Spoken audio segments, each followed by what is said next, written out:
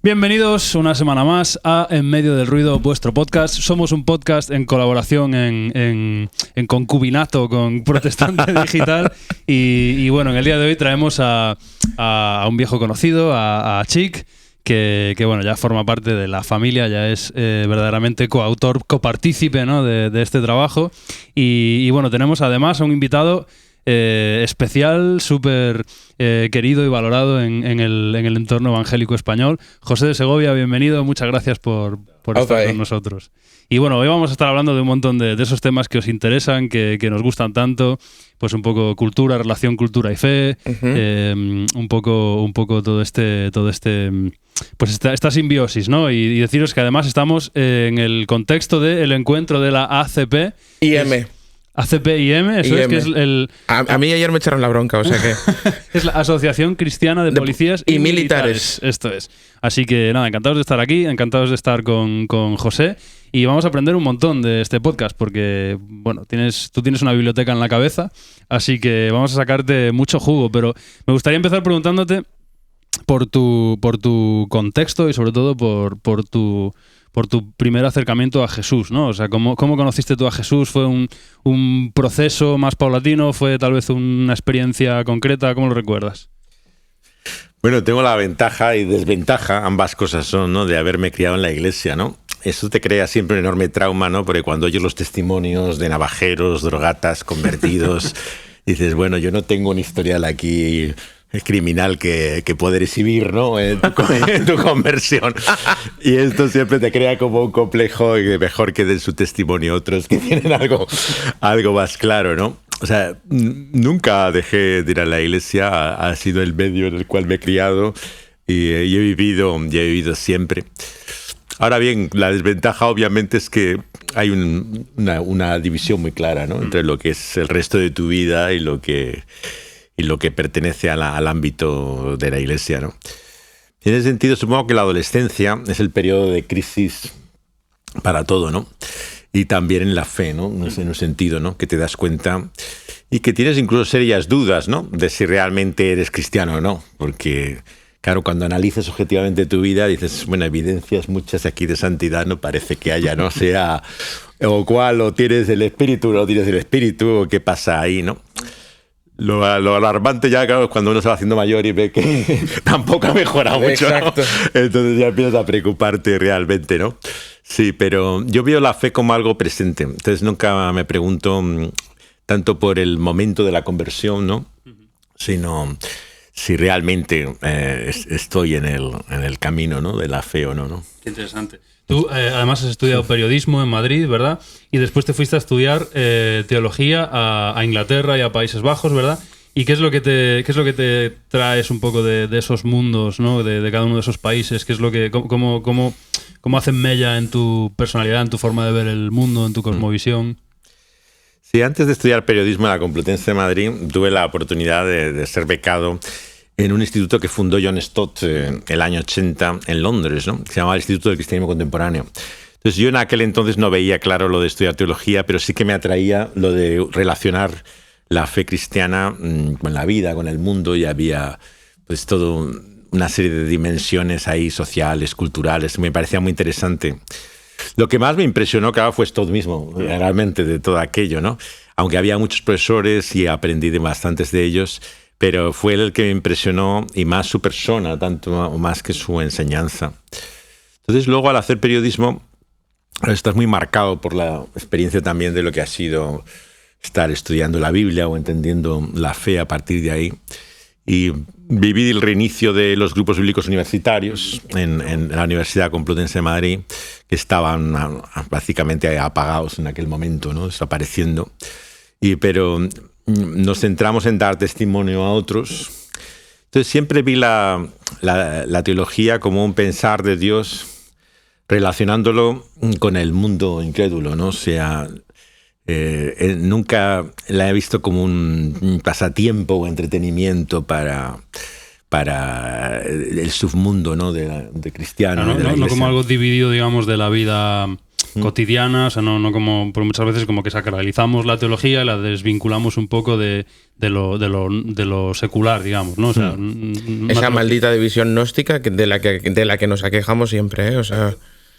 Entonces no quería ir a un seminario, una escuela bíblica, pues son comunidades, digamos, básicamente cristianas. Entonces quise estudiar teología en la universidad en el extranjero porque se estudia como cualquier otra materia, ¿no? De tal forma que seguías en el mundo. Sí que formo parte de un grupo evangélico de estudiantes de teología que tenía IFES, ¿no? El Movimiento Internacional, en el cual pues había sobre todo chicas intentando sobrevivir su fe a pesar de la teología, pero también me animaron mucho, digamos, su manera de enfocar por la oración, sobre todo, básicamente, ¿no?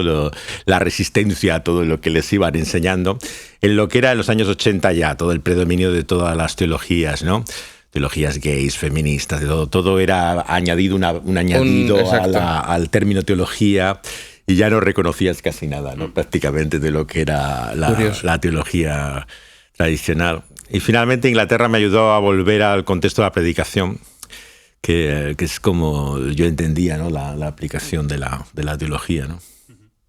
Y tú eres, pastor, eres docente, eres escritor, eres, columnista de Protestante Digital también. ¿Cuál dirías que es como tu rol...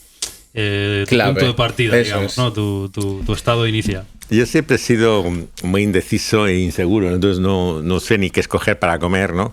Como para saber qué faceta sería la mía, ¿no? O sea, cuando iba al colegio me llamaban cine, música y libros, ¿no? Porque tampoco era capaz de decidir qué afición tenía, ¿no? Me gustaba por igual la literatura, la música, el cine, ¿no? Y luego le vas añadiendo cosas además, o sea, que es que se acaba complicando más. Entonces, no sé, supongo que haces de todo y muy bien de nada, pero es lo que eres, ¿no? En un sentido, ¿no? O sea, nunca me he visto con capacidad de poder decidir, optar por un terreno. Probablemente los que lo observan dicen que, claro, la Biblia sería, digamos, lo central a todo ello, en un sentido, ¿no? En cuanto que... Desde que escribo siempre he relacionado temas de cultura con la Biblia. O sea, desde antes incluso de entrar en la universidad empecé ya ese tipo de artículos. Gracias sobre todo a la influencia de Francis Schaeffer, sobre el que he escrito ahora mi último libro, ¿no? Que yo creo que fue el que me enseñó a relacionar toda la cultura contemporánea directamente con la Biblia e interactuar con ella con toda naturalidad. Cosa que parece haberse olvidado un poco, ¿no? Pues ya te siguen mirando como muy extraño si relacionas cosas que llaman seculares, ¿no? Con el tema de la fe. Y parece mentira que eso fuera en los años 60, ¿no? O sea, pero mucha gente se ve que ha perdido ese legado. Pues seguimos en la misma lucha porque comentábamos antes con el café que nosotros recibimos patadas semanales. Al menos durante un mogollón de tiempo, ¿no? Porque no sé hasta qué punto y por qué razón, motivo o circunstancia, parafraseando al profesor Girafales, la gente sigue pensando que hay algún tipo de tensión entre escuchar música o consumir productos culturales sacros versus consumir productos culturales profanos, utilizando una dicotomía que desde mi punto de vista está más que obsoleta y tal. Pero ¿tú consideras que exista esta tensión? Yo creo que casi que conozco la respuesta, pero por el bien de... Sí, la subcultura evangélica en cierto sentido nace con la cultura juvenil. Claro, hasta los años 50 no había una cultura del adolescente. O sea, cuando llegabas a cierta edad vestías como tus padres, ¿no? O sea, no tenías ni siquiera una indumentaria que te reconocía. Claro. No había tampoco una música peculiar. Pero el invento de la cultura juvenil, ¿no? En los años 50, al inicio del rock and roll, todas las modas, ¿no? Crea una subcultura cristiana paralela, ¿no? Curiosamente. Exacto. O sea, para contrarrestar lo que veían como una influencia maléfica, ¿no? En la juventud de la iglesia, tenías que ofrecer alguna alternativa, ¿no? Y entonces todos los ministerios juveniles que nacen entonces, y en todos los terrenos, claro, se empieza a ver como en la música, ¿no? En las películas, en la literatura, todo intenta darse como la alternativa cristiana a lo que hay, ¿no? Entonces se va creando una burbuja inmensa, ¿no? En la cual se crían ya varias generaciones, claro, que han pasado desde entonces, formadas totalmente en esa subcultura, que siguen partiendo de esa división que tanto criticaba Schaeffer, ¿no? De entre lo secular y lo sagrado, que es una división, pues en todo caso, tomista, digamos, propia de una teología natural ajena totalmente a la enseñanza bíblica, pero que se mantiene viva y con bastante buena salud, parece, ¿no? Tristemente. Con muy buena salud. Yo te preguntaría, ¿cómo rompemos ese ciclo, ¿no? Esa división? Porque además opino que es una división que solo hacemos nosotros, porque yo siempre que comparto productos culturales cristianos con gente no cristiana, lo suelen recibir muy bien. Estoy pensando en, yo qué sé, en el conservatorio la gente escuchaba a Kirk Franklin, pero como si fuera la última Coca-Cola del desierto. O sea, creo que es un problema nuestro en concreto. ¿Cómo romperías tú este ciclo, ¿no? de división? Es una pregunta que no tengo respuesta, ¿no? O sea, durante un tiempo en los años 80 tuve que ver con estas oleadas que hay cada cierto tiempo de encuentros de artistas cristianos, de gente que está metida en este mundo y quiere hacerlo. Pero noté algo muy preocupante que sigue vigente en la medida en que lo puedo percibir todavía el contacto con muchos, ¿no? Que a nivel conceptual, teórico, lo mantienen, pero luego en la práctica siguen manteniendo la división. Entonces hay mucha gente que, digamos, teóricamente sí que entiende perfectamente lo que le estás diciendo, pero luego en la práctica, bien por razones profesionales, comerciales, porque vive de ello, entonces le interesa, digamos, utilizar ese medio, aunque aparentemente no sea ni su preferencia, ni lo que hay, ¿no?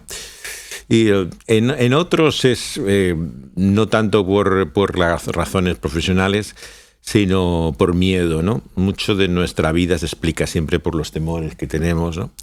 Entonces toda esa preocupación que hay, ¿no? De qué va a pasar si nos sometemos a la influencia de todas estas cosas, ¿no? ¿Dónde están los límites, ¿no? ¿Qué se puede, no se puede? Todas estas preguntas equivocadas, ¿no? Que siempre se plantean ese término, ¿no? Claro, ¿qué es lo que contamina el corazón, ¿no? Precisamente, pero yo creo que en ese sentido hemos adoptado las prácticas, pues por lo menos dentro de lo que conozco yo, que es la industria de la música, que contaminan el alma y no al revés. O sea, en lugar de generar una industria musical, bueno, que tú y yo le hemos llegado a abrir la cortinilla y ver cosas, ¿sabes? Hemos dado con una industria musical cristiana que se comporta, lo dije la otra vez, exactamente igual que la industria de la música secular, en donde el ministerio no manda y lo que manda es precisamente el billete, en este sentido, ¿no? Y en lugar de eso seguimos criticando la consumición de pues otra serie de cosas que no tienen nada que ver con... Claro. No sé. Entonces la pregunta sería, ¿qué beneficios encuentras para nuestra vida espiritual en indagar precisamente en los productos culturales no cristianos? Pero yo cuando me lo preguntan en esos términos digo, hombre, necesidad no hay. O sea, quiero decir, mucha gente vive felizmente sin consumir ninguna cultura. Y para mí es una necesidad vital. Entonces nunca me la he impuesto como una tarea. Y siempre me ha parecido difícil, ¿no? El ponerse como obligación, ¿no? Voy a ver qué es lo que tengo que leer o que escuchar. Para mí es que no concibo la vida de otra manera, ¿no? que bajo esas influencias culturales, ¿no? Entonces, yo creo que no pueden ser, desde luego, un sustituto, ¿no? Del contacto con el mundo, ¿no? Claro, la gente que vive encerrada en el contexto eclesial y no tiene contacto con no cristianos, no va a aprender a conocer más del mundo simplemente por el libro, escuchar música o ver películas, ¿no? Claro. Necesita la relación personal, ¿no? Entonces es cuando empiezas a entender que es una expresión de lo que es la vida, ¿no? Y que el arte y la cultura es muy bueno para expresar las preguntas, el enigma de la vida, y muy malo para dar las respuestas. Entonces, claro, es exactamente lo que encuentras en la gente alrededor, ¿no? Claro. O sea, tienen las preguntas correctas, ¿no? Pero la respuesta equivocada, ¿no? Exacto. Exactamente.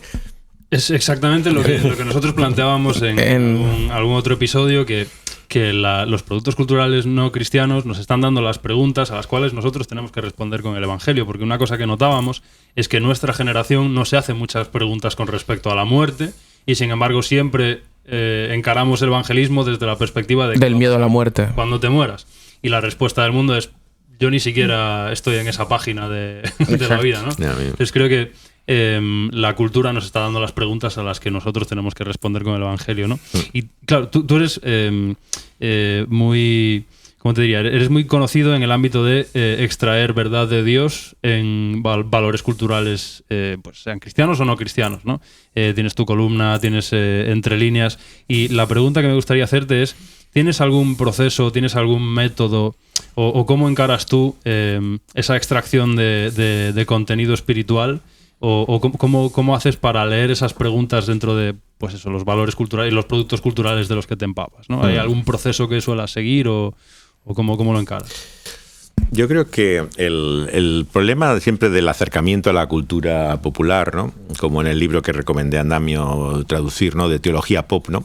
Es que siempre te encuentras como... Por cierto, perdóname la interrupción, pero el magnífico vamos, digno de toda alabanza, el prólogo.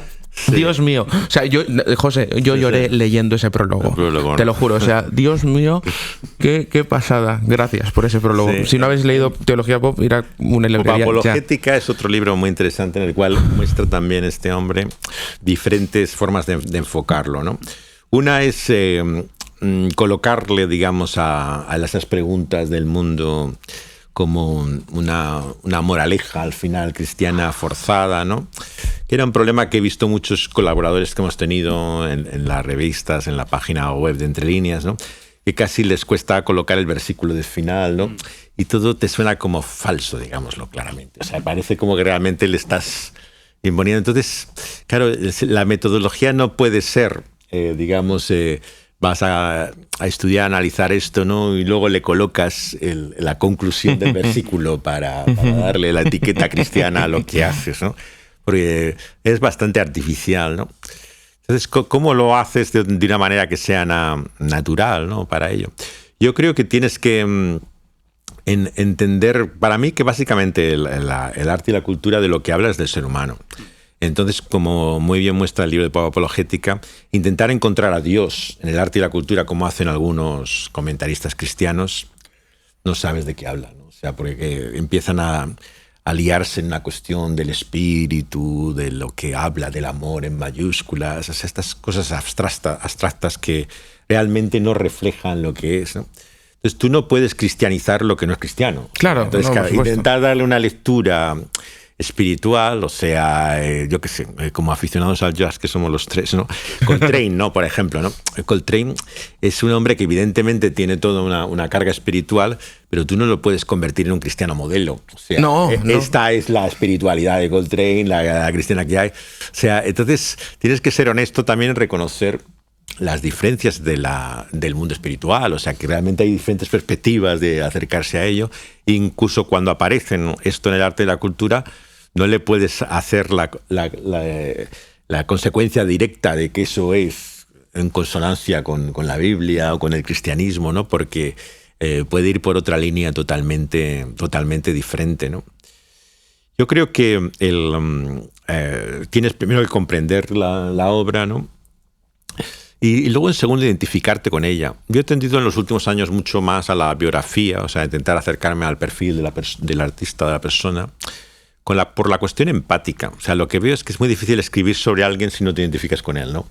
Entonces, el problema de muchos cristianos que escriben sobre estos temas que aborrecen de lo que están hablando. Entonces, sí, claro, por supuesto. Como cuando odias a esa persona y lo que hace y tal, ¿cómo vas a entender nada? O sea, lógicamente todo lo que expresas son palabras de precaución, de advertencia, realmente de rechazo, ¿no? A lo que estás, ¿no? Entonces, creo que además de entenderlo, tienes que de alguna forma empatizar en algunos aspectos, por muy difícil que sea en algunos casos, ¿no? Porque te parecen personas abominables, yo qué sé.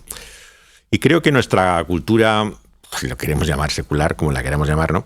Que nos rodea, claro, con todo este proceso de cancelación, ¿no? Con el cual, si tú no vas con la moraleja adecuada, si tu conducta es inapropiada con lo que haces, ¿no? Pues de Caravaggio en adelante, claro, quitaríamos toda la historia del arte y de la cultura, porque claro, la mayor parte de ellos son impresentables como personas, aunque el arte y la cultura que hagan sea genial, absolutamente, de lo que hay, ¿no? Entonces, claro, no puedes buscar más que una identificación en lo que realmente te parece que hay, no de positivo, que eso es otra trampa, ¿no? Pensar, vamos a buscar los valores, ¿no? Del arte, ¿no? Que es otra cosa muy al día también en ciertos círculos cristianos, ¿no? nos vamos a quedar con lo que es realmente de valor positivo.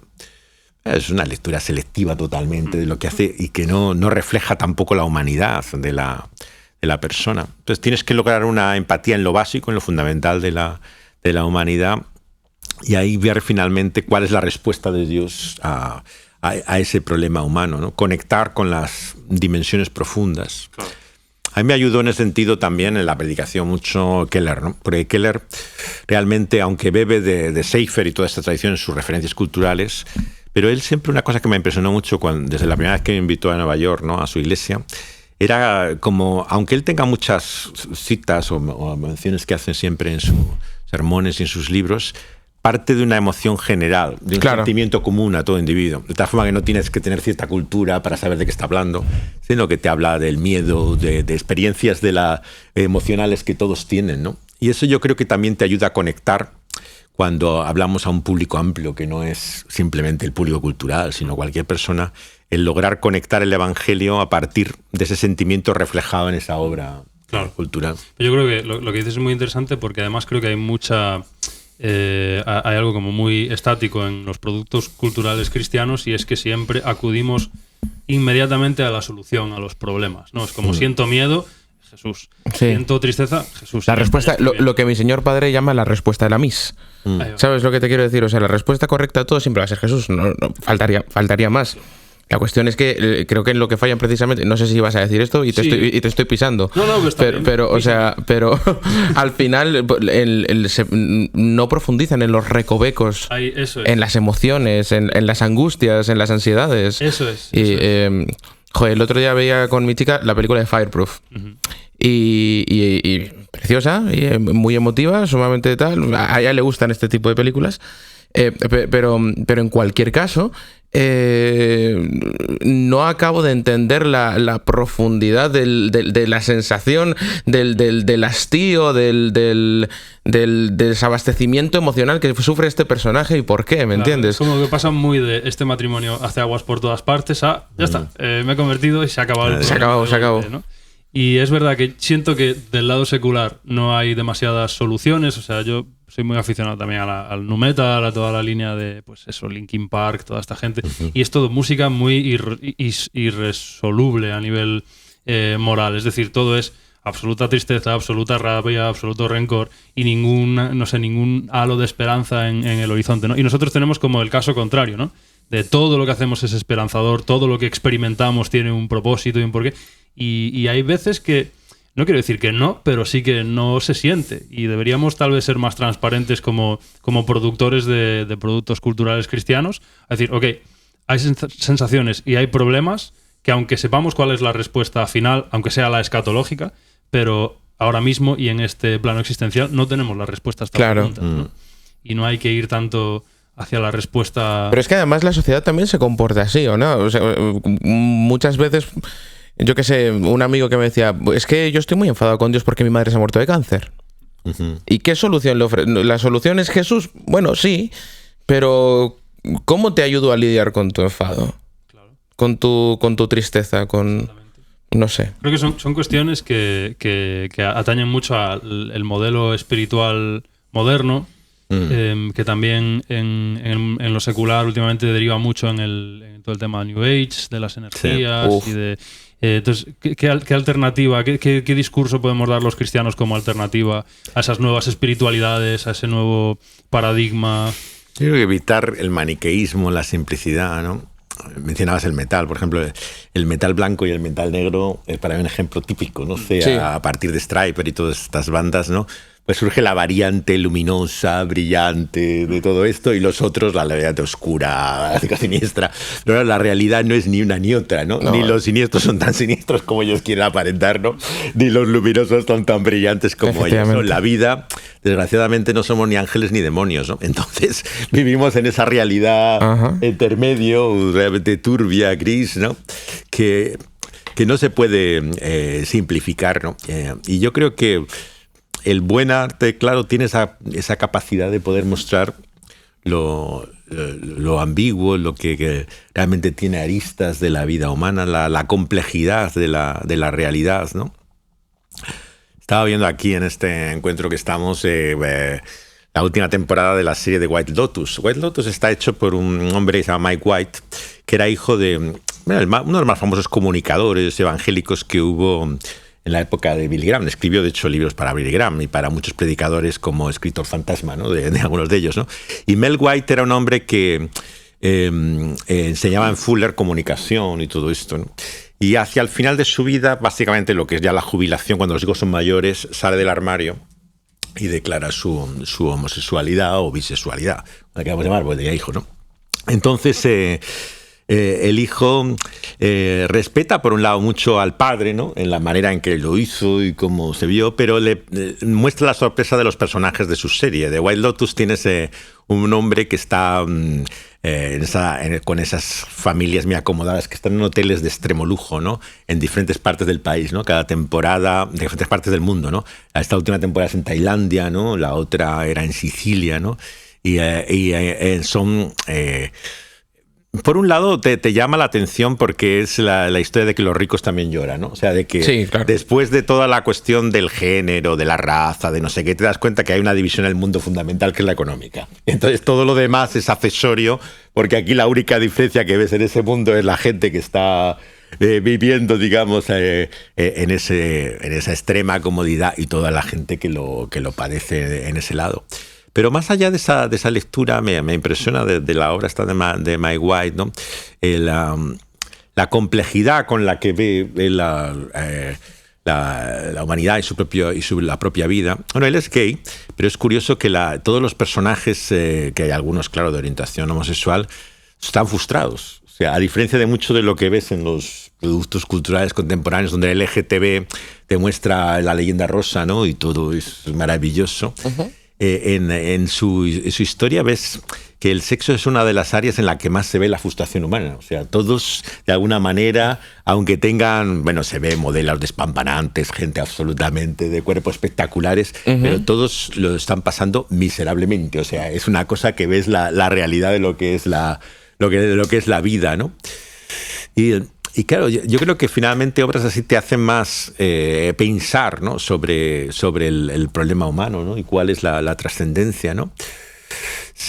Que no llegan a tratar directamente realmente la cuestión espiritual, ¿no? De la vida o de Dios. En esta última temporada de Tailandia, es un espacio de súper lujo de wellness, de estos en los cuales hay como meditación y todo esto. Mira. Y lo que ves es la cháchara vacía de todo lo que hay alrededor. O sea, cómo es absolutamente inane todo este pensamiento. Lo que ellos llaman espiritual no tiene absolutamente nada. Y claro, ves cosas brutales, ¿no? O sea, cómo gente vive la contradicción entre toda esa supuesta interés en la meditación y lo lejano que es de la realidad de su vida.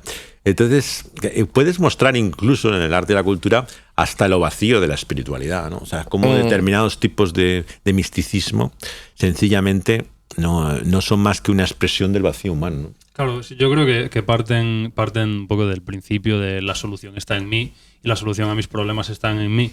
Pero claro, yo creo que yo soy el problema. Exacto. Y si yo soy el problema y recurro a mí mismo para resolver el problema, me acabo viendo a mí mismo en un círculo cerrado. Sí, es la piedra de Sísifo. O sea, y creo que así lo veía el escritor de Eclesiastés, a mi modo de entender. O sea, creo que es un muy buen ejemplo el caso de Eclesiastés y el caso de los Salmos también, porque son ejemplos de personas que se ponen en la tesitura de gente que no tiene una relación con Dios, uh-huh, y se encuentran en esa circularidad constante de estoy buscando la solución al problema en la misma fuente del problema que soy yo. Claro. O este mundo corrompido o esta... Pero es que la gente también no es consciente de la carga que supone ser tu propio Dios. O sea, la gente no es consciente de la carga que supone ser tu propio Dios en tanto que tú te tienes que redimir a ti mismo, ¿no? Y esta frase, bueno, que la comentabas durante el sermón de esta mañana, perdónate a ti. ¿Cómo te vas a perdonar a ti mismo si a ti no te has ofendido? En principio, o sea, con los actos egoístas que fomentan tu placer, tú no te ofendes. Entonces, ¿qué te vas a perdonar a ti? Si tú eres tu propio estándar moral, ¿qué te vas a perdonar a ti? Y creo que una de las grandes críticas que se le puede hacer precisamente a este tipo de espiritualidades alternativas o novedosas o como decía un experto en sectas que suele aparecer mucho donde Tamayo, la vieja era perruna. En cualquier caso, no podemos voltear ahí a la hora de responder las grandes preguntas de la vida. Hay, dentro de toda esa espiritualidad... Perdóname, te voy a interrumpir otra vez. Venía a mi cabeza, hace poco comentaba con una amiga que si verdaderamente tuviéramos la versión real de la mitología religiosa y espiritual que este tipo de nuevas tendencias espirituales traen consigo, pues, yo qué sé, la gente que cree en el karma, la gente que cree en la reencarnación, en los chakras, en el kundalini y todo este tipo de cosas, pues tendríamos una sociedad dividida en castas en la que soy culpable de lo que yo he hecho en mi vida anterior y no hago absolutamente nada al respecto porque mi destino es morir en esta casta, ¿no? Entonces, una sociedad donde, en cualquier caso, si en la sociedad occidental, a causa de la malinterpretación del cristianismo, cuesta ver la gracia y el perdón, en una sociedad marcada completamente por este tipo de ecosistema religioso, no existe directamente ni la gracia ni el perdón, y no hablemos ni tan siquiera de la redención. Dicho esto. Totalmente. Hay un ingrediente que yo encuentro bastante común en esta nueva espiritualidad, sobre todo, precisamente en castas sociales elevadas, que es donde yo más lo veo, que es el resurgimiento del estoicismo, y además de una manera muy pobre. A mí me parece que es muy pobre, o sea, que se entiende de una manera muy pobre, y que hay muchos libros acerca del estoicismo, pero nadie está leyendo a los clásicos, ¿no? Pues a Séneca, a Epicteto, Marco Aurelio. Santo.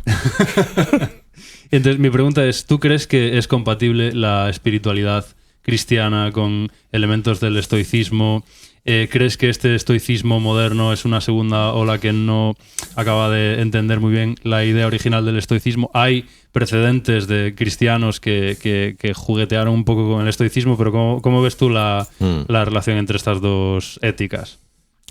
Si salimos de una época en la que yo vengo, ¿no?, de marcado nihilismo, ¿no? O sea, lo que fue la generación de los 80 y 90 incluso, ¿no?, pues llega a un grado que realmente acaba en la pregunta de Camus, ¿no?, de que la única cuestión filosófica realmente importante es si suicidarse o no, ¿no?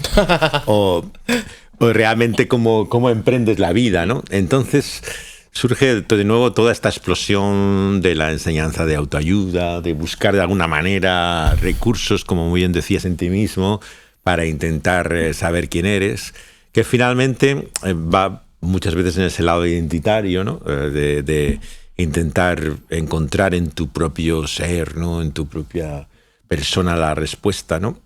Y entonces, claro, buscas la mejor versión de ti mismo, ¿no?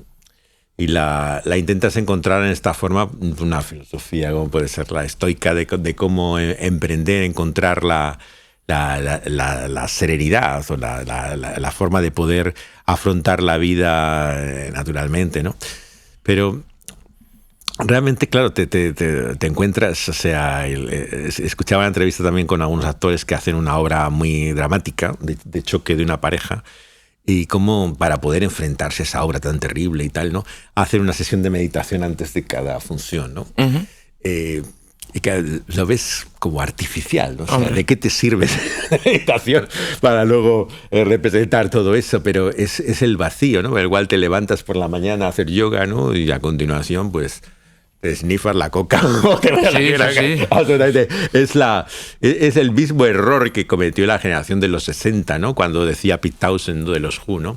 Yo estoy muy enrollado con mi gurú, ¿no? Será beber maja el suyo, ¿no? Bueno, todavía lo es, ¿no? Pero bebo como un pez, ¿no?, decía él. Esta combinación salvaje, ¿no?, de una espiritualidad que no tiene requerimientos éticos, ¿no? Y claro, este es el budismo que se introduce en Occidente. En Occidente es un tipo de espiritualidad oriental desligada totalmente de la conducta personal y del comportamiento. Entonces ves que no tiene sentido, ¿no? Sí, es curioso como todo el lenguaje de la autoayuda, etcétera, es efectivamente asumido por ciertos cristianos. A mí me deja asombrado a veces, ¿no?, que no sabes si lees las meditaciones de Marco Aurelio o estás leyendo un libro cristiano. Por el tipo de lectura que te hace finalmente de las cosas, es que carece totalmente de distintivos cristianos, ¿no? Sí, comentaba antes también con Chic que ahora, por ejemplo, se habla mucho en las mega iglesias, ¿no?, y en determinado tipo de predicadores americanos, ya no tanto de la prosperidad, de todas estas cosas, sino empieza a hablarse más en inglés de una predicación motivacional. O sea, ya la gente no va tanto a un milagro, a que le tengas, sino algo que sea inspirador, que tú vayas ahí, que te vaya. Entonces, es exactamente como una reproducción secular, pues eso, de este tipo de predicadores, es que, ¿cómo le llamas, no? Esta gente que convoca en espacios, coaches, todo ese tipo de cosas, ¿no? Charlatanes. Y ves exactamente, ¿no? Sí, y esto es tremendo, como sí que está reuniendo gran cantidad de gente, ¿no? Que paga entradas para que le den el mensaje de estímulo para el éxito en su vida y cómo puede lograr hacerlo. Pero hay una versión cristiana muy semejante a Además, esa. bueno, Sí, yo atravesé por una etapa en mi infancia y adolescencia en la que, pues por ignorancia, además, consumía todo este tipo de productos de los que estás hablando, Joel Osteen, la etapa de Marcos en Lakewood Church, que tenía este mismo... voy a utilizarla sin faltar respeto a Marcos, pero este mismo tufillo, ¿no? A predicación motivacional. Y había una frase de Joel Osteen que siempre me hacía mal ruido en la cabeza, que es: Dios quiere que te conviertas en la mejor versión de ti mismo. Sí, exactamente. Es la frase maravillosa. Que es como... Que describe perfectamente, sí. Exactamente. Pensaba que el objetivo de la redención era tener la mente de Cristo, pero está bien, no pasa nada. Yo te quería hacer una pregunta, porque en relación con todos estos temas también, y aprovechando que tienes una obra tuya que aprovecho públicamente para pedirte ayuda para conseguirla, porque no la he conseguido en ningún sitio, sobre el ocultismo y demás, ¿no?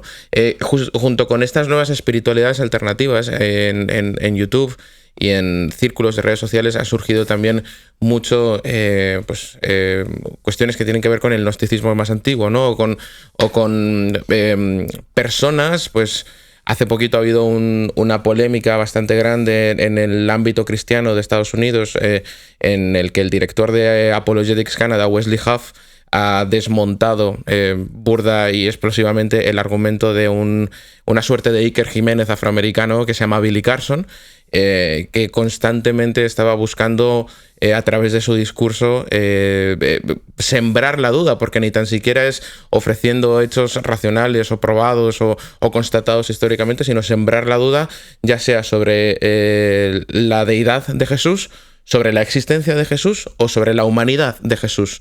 Cualquiera de este tipo de cosas que se remiten a las tesis que ya en su momento desmintió Ireneo en su obra contra las herejías, ¿no? Entonces, ¿qué opinas tú de todas estas cuestiones que de alguna manera reviven lo esotérico y ofrecen esta cristiandad alternativa que no podemos corroborarlas y demás?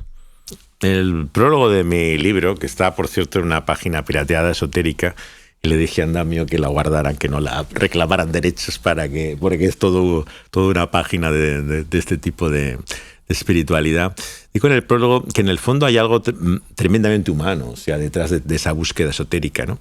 Porque, claro, todos entendemos que de alguna forma hay una clave oculta que no has encontrado en la vida, ¿no? Y que, claro, es muy tentador pensar que esa está en algún tipo de enseñanza técnica, medio mágico en el cual puedas adquirirlo, ¿no?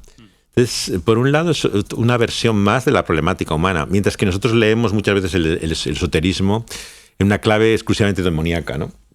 Entonces, al quitarle de la dimensión oculta el aspecto humano, claro, lo conviertes en algo puramente espiritual. Es simplemente la influencia, digamos, de esa realidad espiritual, ¿no? Que hay maligna, pero no ves lo profundamente humano que hay detrás de todo ello, ¿no? Entonces, claro, muchas personas que arremeten así contra fundamentos de la fe cristiana, ¿no? Como es el caso que mencionas, ¿no? Sigue siendo porque Jesús les molesta. Claro, es un tema continuo siempre a lo largo de la historia, ¿no? Que como Luis lo mostraba tan claramente, ¿no? O sea, no puedes aceptar lo que Jesús dice de sí mismo, ¿no? Tiene que ser otro Jesús, ¿no? En el que puedas creer o ver la realidad. Y entonces, claro, la historia de las llamadas búsquedas históricas de Jesús y mucho de la búsqueda esotérica de Jesús, la apócrifa moderna, ¿no? Que trato también en otro libro, ¿no? El de historias extrañas, ¿no? Que es increíblemente larga, ¿no? La manera en la cual se ha buscado revelaciones nuevas de quién era Jesús y de lo que hay. Por un lado te habla de la profecía, digamos, que él mismo hace de que atraerá como un imán cuando se ha levantado a todos. O sea, por un lado, la Iglesia ha perdido todo su prestigio, a la gente le importa lo más mínimo lo que piensa la religión organizada, como dicen ellos, pero Jesús es diferente, de alguna forma reconocen que hay algo distintivo. Pero el problema, como muy bien dices, es que el Jesús es otro Jesús, ¿no? Entonces, claro, te encuentras que hay una atracción a la figura que llamas Jesús, pero que no tiene relación alguna con el Jesús verdadero. Entonces creas como tu propia versión de Jesús que se pueda Jesús relacionar a nuestra imagen y semejanza. Y no al revés. Exactamente. Sí. Bueno, me parece que todo lo que dices es muy constructivo, muy interesante. Queremos acabar con unas preguntas rápidas que le hacemos siempre a los invitados. Yo estaría 5 horas más, pero tenemos un poquito más de programa con la Asociación de Policías y Militares Cristianos. Así que vamos a hacerte preguntas súper rápidas de respuesta rápida. Una que nos gusta mucho hacer es... o sea, no vale Jesús descartado. No vale. Pero no vale. Porque si Conste, ¿con qué personaje de la Biblia pasarías 1 hora, 1 día y 1 semana? O sea, tienen que ser 3 personajes. Con un día, 1 hora, 1 semana, ¿no? Variaría el momento y la ocasión en la que te respondería, ¿no? Pero ahora mismo estoy con la vida de David, ¿no? Básicamente, ¿no?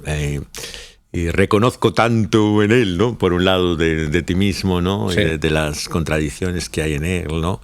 Que me apasiona, ¿no? Anteriormente, cuando volví al personaje de Jacob, podía haber dicho lo mismo, ¿no? Pero en David ves más el contraste entre lo luminoso y lo oscuro de una forma más brutal todavía aún, ¿no? Que Jacob cada vez parece más un personaje demasiado interesado en sí mismo, muy, muy encerrado, más desagradable, ¿no? Pero en David es que tiene la cosa maravillosa, ¿no? de auténtico amor, ¿no? A Dios, y al mismo tiempo que es capaz de cualquier cosa. Sí. De cualquier cosa, realmente, ¿no? Entonces, ¿en qué casilla lo pones? ¿En 1 hora, en 1 día o en 1 semana? ¿Cuánto tiempo quieres con David? ¿Cuánto tiempo quiero con David, no? Hombre, yo supongo que debía ser bastante intratable. Lo dejamos en 1 hora, entonces. Supongo que a distancia ese tipo de gente se percibe mejor que no de cerca. Sí. Sí. Con David 1 hora. ¿Con quién querrías entonces 1 día completo?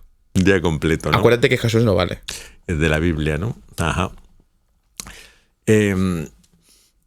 Realmente es muy atrayente en ese sentido, ¿no? La figura de Pablo, claro, que predomina sobre todo en el Nuevo Testamento.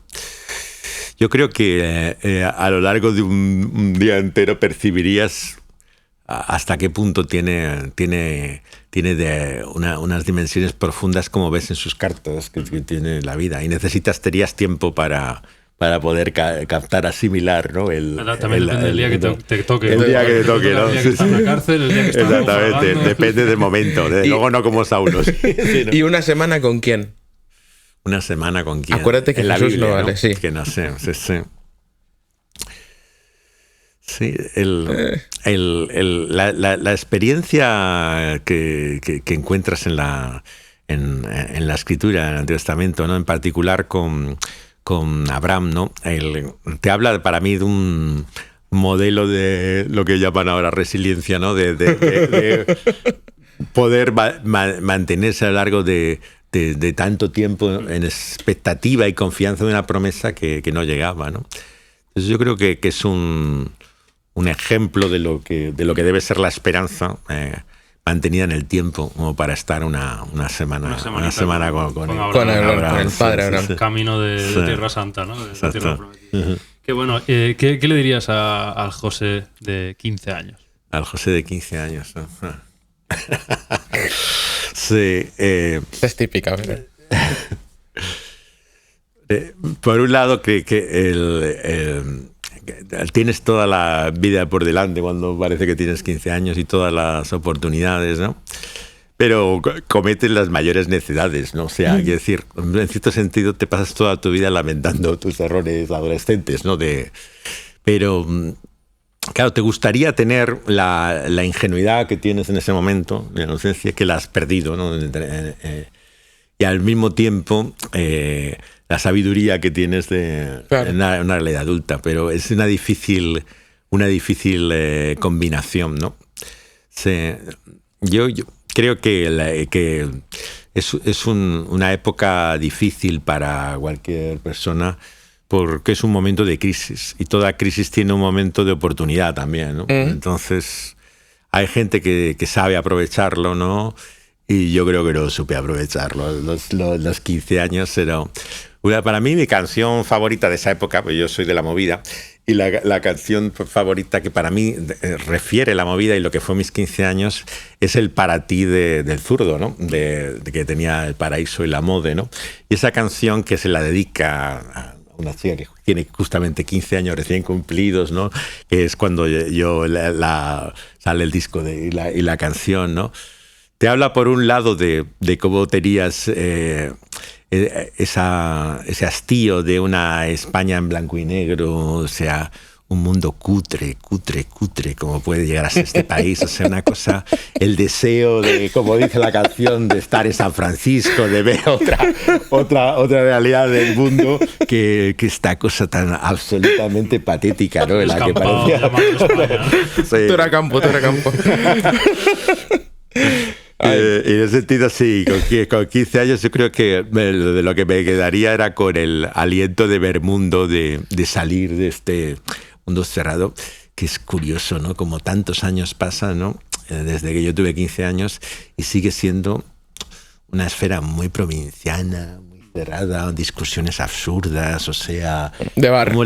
Es realmente deprimente, ¿no? Sí, o sea, sí. Y luego se creen muy modernos y todo, y muy al día de nada, ¿no? Pero ves que hay cosas en las que realmente este país te limita, ¿no? Te encierra mucho.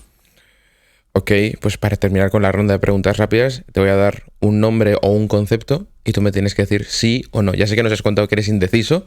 Total. Al principio, pero te va a tocar mojarte, ¿ok? Empezamos. El primer nombre en este caso es Jordan Peterson. No eras rotundo. Muy bien. No rotundo, sí. Inteligencia artificial para predicar. Está bien, no rotundo, sí. No, Okay. No soy nativo digital. Ok, pizza con piña. Pizza con piña no es tampoco de mis... Estamos dando muy bien. Preferencia, Perfecto. ¿no? The Chosen. Uy, hay que dirías... Intento abstenerme de ciertos temas para no hablar y luego arrepentirme de ello. Así que dejémoslo en el silencio de argumento. Venga, perfecto. Esta no es de sí o no, sino elegir entre una y la otra. Sí. Esta es la siguiente. Creo que las dos son sumamente aberradoras, pero en cualquier caso. Pero Sabina cantando Worship o Rosalía cantando himnos. Hombre, Sabina me encantaría verle cantando un himno. Ha habido casos más perdidos que él, que no sería el primero, que sería trofeo de la gracia divina.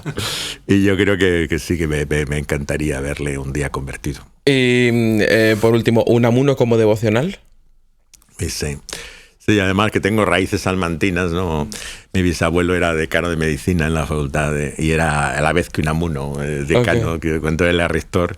Entonces, a mí sí me ha parecido sumamente inspirador devocionalmente. O sea, me parece que es lo genuino de la búsqueda de la fe, ¿no? Sí, yo me identifico mucho con esa espiritualidad unamuniana, ¿no? Contradictoria, ¿no? Pero también totalmente auténtica, ¿no? Perfecto. Bueno, pues José, muchas gracias por acompañarnos en esta entrevista. Ha sido un gustazo tenerte, hemos aprendido un montón. Y nada, muchas gracias, de verdad. Y si quieres despedir a nuestra audiencia, pues el micro es tuyo. Pues encantado de que puedan seguir este podcast, porque realmente te ayuda a pensar en una época en que todo es enrollar y desenrollar reels de TikTok, que realmente te ayuda muy poco a que tu mente pueda estimularse. Perfecto. Podéis seguirle también en sus redes sociales, sus perfiles de redes sociales. Aprovecha a dar el palomazo. ¿Sí? ¿Dónde te siguen? Yo tengo representantes para administrar mi presencia en las redes, ¿no? Yo por salud mental me mantengo fuera de ellas porque no sé convivir con ellas, pero es un defecto como muchos otros que tengo, ¿no? El no saber vivir con la era digital, pero sí que encontráis con mi nombre muchos que comparten material mío. ¿Sí? Esto es. Sí. Pues nosotros nos vemos la semana que viene con más En Medio del Ruido. Muchas gracias. Chao.